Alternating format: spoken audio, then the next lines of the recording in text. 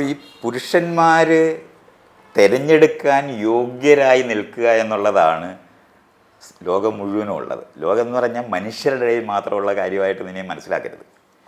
പ്രകൃതിയുടെ സ്വഭാവം അതായിരിക്കെ നമ്മൾ തിരഞ്ഞെടുക്കാനുള്ള അവകാശം നിഷേധിക്കുന്നത് സാർ പറഞ്ഞ പോലെ വലിയൊരു തരത്തിൽ മാത്രമല്ല. ഞാൻ മനസ്സിലാക്കുന്നിടത്തോളം ഒരു മനുഷ്യന് വരുന്ന ലൈംഗിക ചോദനയെ നമ്മൾ പ്രായം വെച്ച് തടസ്സപ്പെടുത്തുന്നുണ്ട്. അല്ല, ആ തടസ്സപ്പെടുത്തുന്നിടം എത്തിയത് ഇങ്ങനെയാണ്. അതായത് ആ തടസ്സപ്പെടുത്തുന്ന തെറ്റാണോ? കണിശമായിട്ട് തെറ്റാണ്. ഞാൻ തടസ്സപ്പെടുത്തുന്നത് തെറ്റാണ്. പക്ഷേ എന്തുകൊണ്ടാണ് നമ്മൾ ഇന്ന് ജനാധിപത്യ സമൂഹം ഉണ്ടാക്കാൻ നമ്മൾ ശ്രമിക്കുമ്പോൾ വ്യത്യസ്തമായ വിഭാഗത്തിലുള്ള മനുഷ്യർ ഒന്നിച്ചു കൂടുന്ന കാലത്താണ് ഇപ്പം നമ്മളുള്ളത്. ആ ഉള്ളവർ തമ്മിൽ തിരഞ്ഞെടുക്കുമ്പോൾ പ്രായപൂർത്തിയായിട്ട് തിരഞ്ഞെടുക്കണമെന്ന് നമ്മൾ ആവശ്യപ്പെടുന്ന ഒരു സ്ഥലമുണ്ട്. അതിന് മുമ്പ് എടുത്താൽ നമ്മുടെ സ്വന്തം നിലയിൽ ജീവിക്കാനുള്ള കഴിവ് നമുക്കിന്നില്ലാത്തത് കൊണ്ടാണ്. അത് നമ്മളുണ്ടാക്കിയ സമൂഹത്തിൻ്റെ സവിശേഷത കൊണ്ടാണ് അങ്ങനെ സംഭവിക്കുന്നത്. പണ്ട് കാലത്ത് ഗോത്രത്തിനകത്തുണ്ടായിരുന്ന ഒരു പെൺകുട്ടി ഒരു 13-14 വയസ്സാകുമ്പോൾ ഗർഭം ധരിക്കും.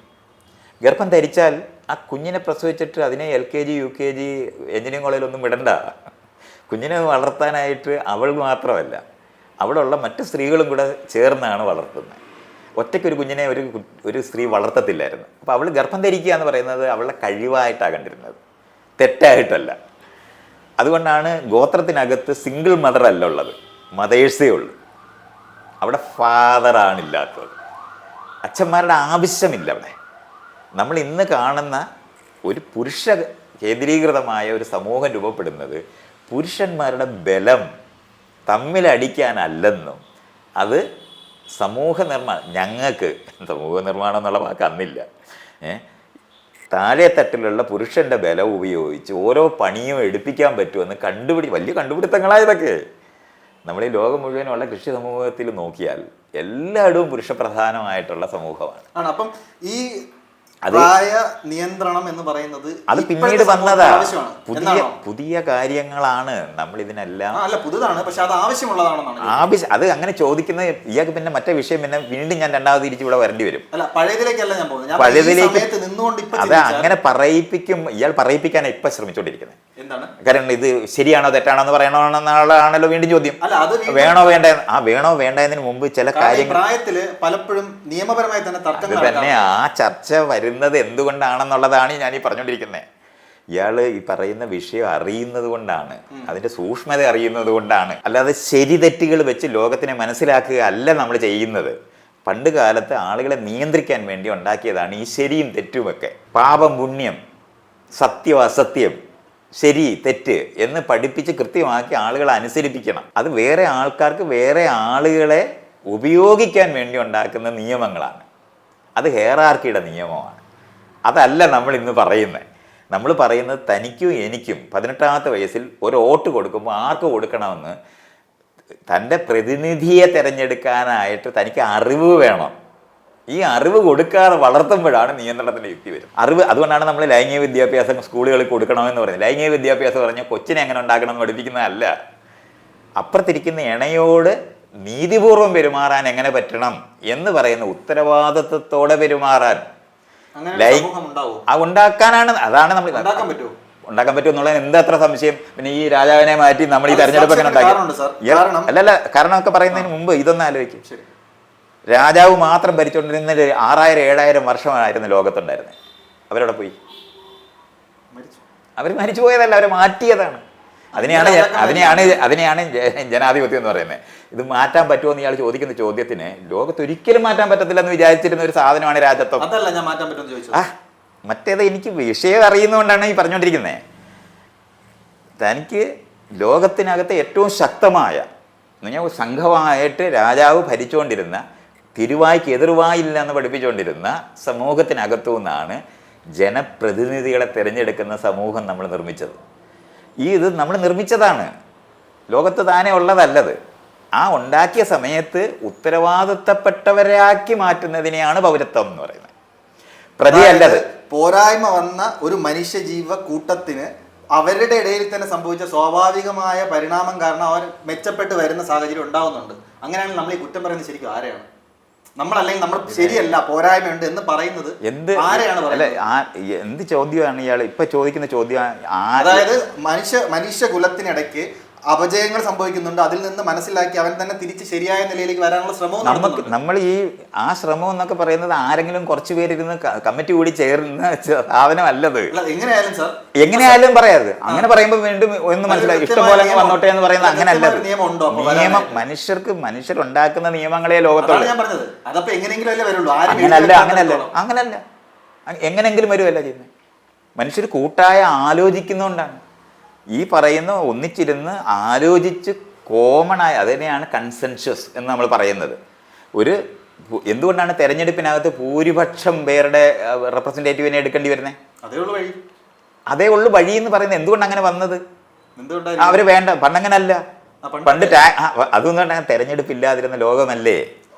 അത് കഴിഞ്ഞ് തെരഞ്ഞെടുപ്പ് ആദ്യം വരുന്നത് എങ്ങനെയാണ്? രാജാവിന് ടാക്സ് ഏറ്റവും കൂടുതൽ കൊടുക്കുന്നവർക്ക് 3 വോട്ടും 4 വോട്ടും വരും. അങ്ങനെ വോട്ട് വന്നേ. ഇതൊക്കെ നമ്മളിങ്ങനെ ഇതിൻ്റെ ഹിസ്റ്ററി ഒന്നും അറിഞ്ഞുകൂടാതെ ആളുകൾ വിചാരിക്കുന്നത് ഞാൻ ജനിച്ചാൽ എനിക്ക് വോട്ട് കിട്ടുമെന്നാണ്. അങ്ങനെ കിട്ടത്തില്ല. സ്ത്രീകൾക്ക് 200 വർഷം, ഇംഗ്ലണ്ടിൽ 200 വർഷം കഴിഞ്ഞിട്ടാണ് സ്ത്രീകൾക്ക് വോട്ട് കിട്ടുന്നത്. അല്ല എല്ലാവർക്കും കൂടെ വോട്ട് കൊടുക്കുമൊന്നും അല്ല. പ്രായമായിരുന്നു നമ്മൾ തോന്നില്ലേ 18. അത് വോട്ട് കിട്ടുന്നതെന്ന് പറയുമ്പോഴും അതവിടെ വന്നു. ആ വന്നത് എങ്ങനെയാ? അപ്പം ഇത് സമരം ചെയ്തിട്ടാണ്. അതെ, അതായത് അല്ലാതെ ഇയാൾ വിചാരിക്കുന്ന പോലെ ചുമ്മാ കൊടുത്തതല്ല. സാർ എന്തായാലും പറയുമ്പോൾ ഒരു വ്യക്തി അല്ലെങ്കിൽ വേറൊരു വ്യക്തി എന്ന പേര് പറഞ്ഞിട്ടല്ല പറയുന്നത്. അപ്പൊ മനുഷ്യന്റെ കൂട്ടം എന്നുള്ള നിലയ്ക്ക് അഡ്രസ് ചെയ്യുമ്പോൾ അവന്റെ അകത്തുനിന്ന് തന്നെ അവന്റെ പോരായ്മകളെ മനസ്സിലാക്കി മറ്റൊരു സമൂഹം തിരുത്താൻ ശ്രമിക്കും. അവന്റെ പോരായ്മകളെ ആര് മനസ്സിലാക്കുന്നു? അതാണ്, വ്യക്തികളെ പറയാൻ പറ്റില്ല. അത് ശരിയല്ല എന്ന് തോന്നുന്ന ഒരാൾ വരുന്നു, പുതിയൊരു ആശയം വരുന്നു, അതിനോട് കൂട്ടം ചേരുന്നു. ഇയാള് ആശയത്തിനെ പറ്റി ആദ്യം ഇവിടെ പറഞ്ഞൊരു സ്റ്റേറ്റ്മെന്റ് ഒക്കെ ഉണ്ട്. കുറെ പേര് അങ്ങനെയൊന്നും അല്ല ലോകം അങ്ങനെയല്ല ഉണ്ടാകുന്നത്. ആശയം വന്നിട്ടല്ല. അതാണ് ഇയാൾ പറഞ്ഞു തുടങ്ങിയപ്പോൾ അത് എന്നെ പറ്റിയാണ് പറഞ്ഞുകൊണ്ടിരിക്കുന്നതെന്ന് എനിക്ക് മനസ്സിലാവും. അല്ല ആശയങ്ങൾ എന്ന് പറയുന്നത് ലോകത്തിൻ്റെ മാറ്റത്തിനെ മനസ്സിലാക്കിയതിന് ശേഷം ആശയ രൂപീകരണമാണ് നടക്കുന്നത്. മാറ്റങ്ങളാണ് ഇയാളൊരു കണ്ടുപിടുത്തം ഉണ്ടാക്കുക എന്ന് പറയുന്ന സാധനം. ഞാൻ പറയുന്നത് മനസ്സിലാക്കാൻ ശ്രമിക്കുക, അതിന് മുമ്പ് തലകുലുക്കി തുടങ്ങാതെ. ഒരു വീല് കണ്ടുപിടിക്കുക എന്ന് പറയുന്ന ഒരു ആശയമാണെന്ന് ആളുകൾ പറഞ്ഞു. അത് ഒരു തടി ഉരുളുന്നത്, അതിൻ്റെ മുകളിൽ ഒരു സാധനം വെക്കുമ്പോഴാണ് അത് ഉരുളുന്നു എന്ന് മനസ്സിലാക്കുന്നത്. അപ്പോഴാണ് ഉരുണ്ട ഒരു സാധനം വെച്ചാൽ ഇത് ഉരുട്ടാൻ എളുപ്പമാണെന്ന് കണ്ടെത്തുന്നതാണ്. ആ പ്രോസസ്സിനെ പറ്റിയുള്ള അറിവാണ്. ഈ പ്രോസസ്സിനെ പറ്റിയുള്ള അറിവിനെയാണ് നമ്മൾ ശാസ്ത്രം എന്ന് പറയുന്നത്. പ്രോസസ്സ്, ഒരു കാര്യം നടക്കുന്നത് എങ്ങനെയാണെന്ന് മനസ്സിലാക്കുക. അല്ല ഞാനത് ഇത് മനസ്സിലാക്ക്. ഇത് അല്ലെങ്കിൽ പിന്നെ ഇയാൾ വീണ്ടും ഇതേ കാര്യം എന്നോട് വീണ്ടും പറയും. അത് ഞാൻ പറഞ്ഞില്ലേ, ആശയം എന്ന് പറയുമ്പോൾ ഒരാളിരുന്ന് ആലോചിച്ചിട്ട് ആശയം ഉൽപ്പാദിപ്പിച്ചിട്ട് അത് പ്രാവർത്തികമാക്കാൻ നോക്കുന്നു എന്നാണ് ഇവർ പഠിപ്പിക്കും. അതുകൊണ്ടാണ് ഞാനിത് പറയുന്നത്. ഞാനിത് പഠിപ്പിച്ചിട്ടാണ് ഇത് പറയുന്നത്. താങ്കൾക്ക് ഇത് തോന്നുന്നത് താങ്കളുടെ ചിന്താഗതിയാണ് അല്ലെ? ഒരു ചിന്തയാണ് ശരിക്കും താങ്കൾ ഞങ്ങളിലൂടെ അല്ലെങ്കിൽ സമൂഹത്തിന് അവതരിപ്പിച്ചത്. സത്യസന്ധമായിട്ടല്ല എന്നാണ് ഞാൻ പറഞ്ഞുകൊണ്ടിരിക്കുന്നത്. അതുകൊണ്ടാണ് ലോകത്തിനകത്ത് നടക്കുന്ന മഴ പെയ്യുന്നത് താഴോട്ട് വീഴുന്നു എന്ന് ഒബ്സർവ് ചെയ്യത്തേ ഉള്ളൂ. അത് ഇയാൾ ചിന്തിച്ചിട്ട് മഴ പെയ്യിക്കുകയല്ല. ഇതിനെയാണ് ഈ പ്രോസസ്സ് പഠിക്കുക എന്ന് പറയുന്നത്. വളരെ ശ്രദ്ധിച്ച് മനസ്സിലാക്കാൻ വേണ്ടിയാണ് ഞാനിത് പാടുപെടുന്നത്. അല്ലെങ്കിൽ എനിക്ക് ഇയാളോട് അങ്ങ് ചോദിച്ചങ്ങ് മിണ്ടി അങ്ങ് തീർത്താൽ പോലെ. അങ്ങനെ ചെയ്യാതിരിക്കുന്നത് കൊണ്ടാണ്. ലോകത്ത് നടന്നുകൊണ്ടിരിക്കുന്ന ഒരു സംവിധാനമുണ്ട്, അത് നമ്മൾ ഉണ്ടാക്കുന്നതല്ല.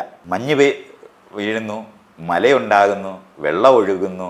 ഇത് നമ്മൾ ഒബ്സർവ് ചെയ്യുമ്പോൾ നടക്കുന്ന ആ പ്രക്രിയയെ പറ്റിയുള്ള അറിവ് മനുഷ്യൻ ആർജിക്കാൻ തുടങ്ങിയപ്പോഴാണ് ആ ആർജിച്ചതിൻ്റെ തുടർച്ചയ്ക്കകത്ത് ഇതെങ്ങനെ ഇത് ഘടിതമായി ഒന്നൊന്നിനോട് ചേർത്ത് ഇണക്കി കൊണ്ടുപോയാൽ ഓരോന്ന് ചെയ്യാം എന്ന് നമ്മൾ കണ്ടെത്തുന്നത്. ആശയം പ്രാവർത്തികമാക്കുന്നുള്ളതല്ല, നടക്കുന്ന പ്രോസസ്സിനെ പറ്റിയുള്ള ആശയ സംരക്ഷണമാണ് ഉണ്ടാകുന്നത്. അവിടെ എനിക്കൊരു വിയോജിപ്പ് പറയാനുണ്ട്. എൻ്റെ ചിന്തയിൽ തോന്നുന്നൊരു വിയോജിപ്പാണ്. സാർ നേരത്തെ പറഞ്ഞു ഹൈറാർക്കി സൊസൈറ്റിയിൽ ഇല്ലായിരുന്നു, ഗോത്രങ്ങൾ ഉണ്ടായിരുന്നു, അതിൽ നിന്ന് പിന്നീട് സൊസൈറ്റിയിൽ ഹൈറാർക്കി വന്നു. ഈ ഹൈറാർക്കി എന്ന് പറയുന്നത് ഏതെങ്കിലും മനുഷ്യന്റെ ചിന്തകളിൽ നിന്നുണ്ടായ ഒരു തന്ത്രമാണല്ലോ അല്ലേ? അങ്ങനെ അല്ലത്. അതാണ് മഴ പെയ്യുന്നത് ഒരാളുടെ പ്രകൃതി നിയമമാണ്. പ്രകൃതി നിയമം എന്ന് ഇയാൾ വാക്ക് ഉപയോഗിക്കുന്നത്. അവിടെ ആരെങ്കിലും നിയമം അല്ലത്. അതാ പ്രോസസ്സ്, പ്രക്രിയ എന്നാ അതിന് പറയണ്ടത്, നിയമമല്ല പ്രകൃതി. അത് അങ്ങനെ മനുഷ്യർക്ക് നിയമം ഉണ്ടായപ്പോൾ അവര് പറയുന്നതാണ് പ്രകൃതി നിയമമെന്ന്. പ്രകൃതിയിൽ നിയമങ്ങളൊന്നുമില്ല.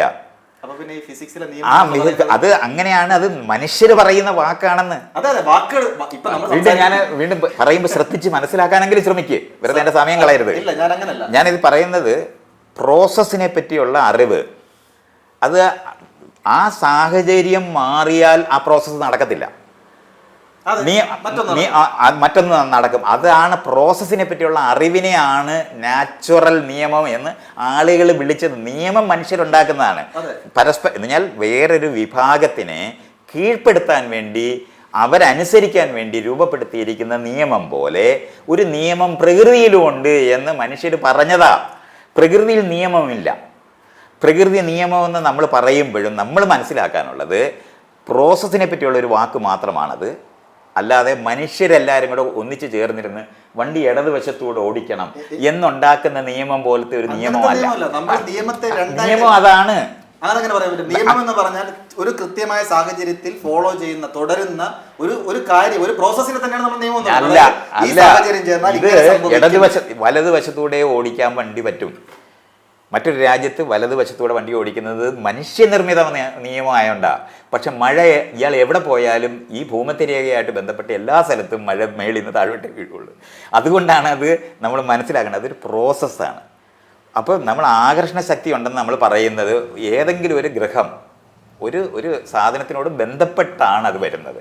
ആ പ്രോസസ്സിനെ നമ്മൾ നിയമമെന്ന് വിളിക്കുന്നത് പോലെ അല്ല മനുഷ്യനിർമ്മിതമായ നിയമം. തമ്മിൽ വ്യത്യാസം അറിയണം.